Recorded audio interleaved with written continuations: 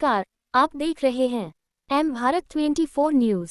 उत्तराखंड की सियासत से इस वक्त की बड़ी खबर रुड़की के झबरेड़ा से आ रही है। देहरादून में आगामी 17 जुलाई को होने वाले कांग्रेस नेता राहुल गांधी के कार्यक्रम को लेकर राजनीतिक पारा पूरी तरह चढ़ गया है।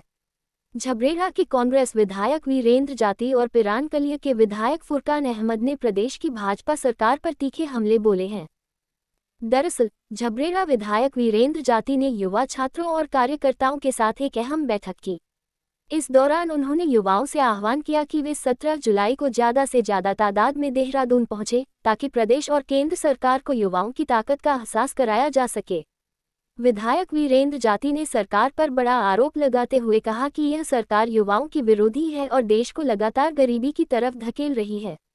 उन्होंने कहा कि भाजपा सरकार नहीं चाहती कि युवाओं को रोजगार मिले और यही वजह है कि झबरेड़ा में होने वाले रोजगार मेले को इन वक्त पर निरस्त कर दिया गया। इतना ही नहीं, वीरेंद्र जाती ने आरोप लगाया कि सरकार ने अपनी ओछी मानसिकता का परिचय देते हुए राहुल गांधी के परेड ग्राउंड में होने वाले कार्यक्रम को भी निरस्त कराने का काम किया है। वहीं इस दौरान पिरानकलिया से कांग्रेस के कद्दावर नेता हाजी फुरकान ने भी सरकार को आड़े हाथों लिया। उन्होंने हुंकार भरते हुए कहा कि भाजपा की जनविरोधी नीतियों से जनता परेशान हो चुकी है और साल 2027 में उत्तराखंड में पूर्ण बहुमत के साथ कांग्रेस की सरकार आने वाली है। कांग्रेस नेताओं के इन तीखे तेवरों से साफ है कि 17 जुलाई को देहरादून में होने वाला ये कार्यक्रम बेहद हंगामेदार रहने वाला है। अब देखना ये होगा कि कांग्रेस की इस लामबंदी का जवाब सत्ताधारी दल भाजपा किस तरह देता है। रुड़की से प्रीति अग्रवाल की। तो ये भारतीय जनता पार्टी की सरकार उस कार्यक्रम से इतनी डरी हुई है कि भाई जिस कार्यक्रम में अब तक 2.5 लाख रजिस्ट्रेशन हो चुके हों, तो उसमें कितने लोग आएंगे। तो भारतीय जनता पार्टी की जो सरकार है, इसके हाथ पैर जो है वो फूले हुए हैं और इन्हीं फूले हुए हाथ पैरों के कारण, इसी डर के कारण, राहुल गांधी जी के डर के कारण उन्होंने हमारी परेड ग्राउंड की परमिशन कैंसिल की है। लेकिन हम लोग हारे नहीं हैं, हम लोग लड़ रहे हैं और मुझे लगता है कि संभवतः बन्नू स्कूल में हमारे नेताजी के कार्यक्रम की जो परमिशन है, अनुमति है, वो संभवतः हो गई है। पेपर लीक के मामले की अगर बात की, सरकार कह रही है कि हमने कड़े कानून बना दिए हैं, मगर फिर भी उसके बावजूद पेपर लीक मामला चल रहा है, इसके बारे में क्या है? देखिए, जिसकी नीयत में खोट हो और जिसकी नीयत ही चोरी करने की हो, भले ही वो वोट चोरी हो, भले ही वो नेता चोरी हो, अब वो युवाओं के भविष्य की चोरी भी करने लगे हैं।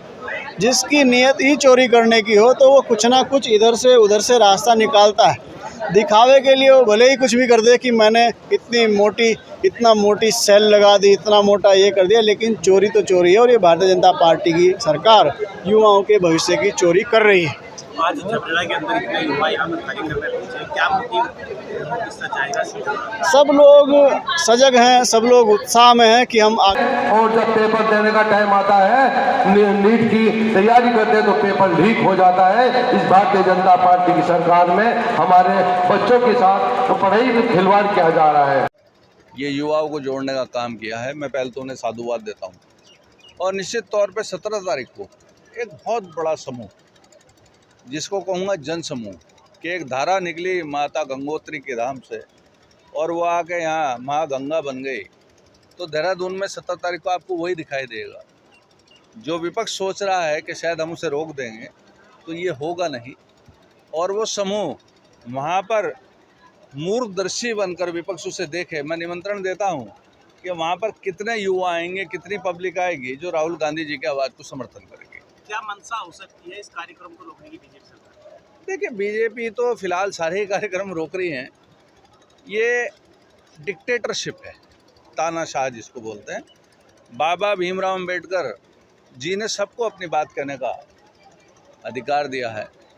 मैं ये सवाल पूछना चाहता हूँ कि आप बीजेपी धारा 144 लगाएगी? अगर वो लगाएगी, अगर उसमें हौसला है, उसमें हिम्मत है, तो लगाए। वो उससे वो कमज़ोरी दिखाई देगी। ग्राउंड की परमिशन कैंसिल करके वो कमज़ोर दिखाई दी।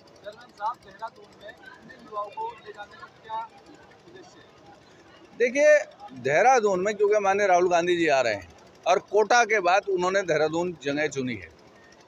उत्तराखंड की धरती है, शेरों की धरती है, ये बद्री कैसा की धरती है।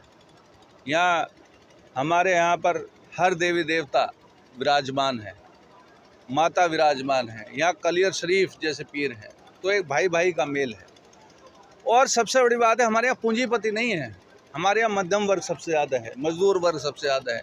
वो अपने बच्चों को कैसे पढ़ाता है, कैसे अपने बच्चों को उसके भविष्य के लिए अपना पेट काटता है, मजदूरी करता है, और फिर पेपर लीक होता है, तो उसके दिल पे क्या गुजरती है, उस बच्चे को कितना मानसिक तनाव हो जाता है।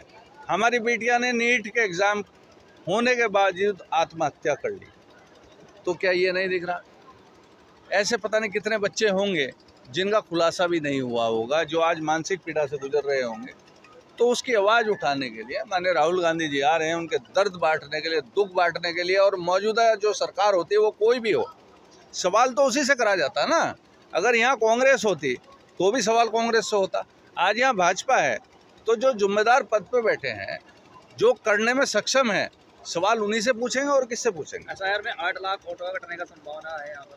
देखिए, एसआईआर का मुद्दा ये है कि वैसे तो जनता जागरूक है, लेकिन एसआईआर में कोई गुजर गए या किसी ने अपना छोड़ दिया, मैं सीधा आरोप नहीं लगाऊंगा। हो सकता है कुछ परसेंट ये सरकार की मंशा हो काटने की, लेकिन जब पूरा रिजल्ट आ जाने दीजिए, स्टडी आ जाने दीजिए, उसी बात को टिप्पणी करनी पड़ेगी। हम यूँ टिप्पणी कह दें तो विपक्ष भी यूँ कहेगा कि जो है सिर्फ आरोप लगा रहे हैं, तो सबूतों के साथ बात करना चाहिए। कितने छात्र जाने की संभावना है? देखिए, लगभग 3.25 लाख रजिस्ट्रेशन हो चुके हैं, और मेरे ख्याल से वहाँ जगह ही नहीं बचेगी। उस दिन देहरादून सारा जाम रहेगा। कार्यक्रम को अनुमति नहीं मिली थी। देखिए, वो बौखलाहट है। जो सरकार है वो जानबूझ के रोकना चाहती है, परेशान करना चाहती है, लेकिन क्योंकि जो ईडी से नहीं डरा, सीबीआई से नहीं डरा, वो इन छोटे प्रोग्रामों से क्या डरेंगे। तो माननीय राहुल गांधी जी निश्चित तौर पे 17 तारीख को आएंगे।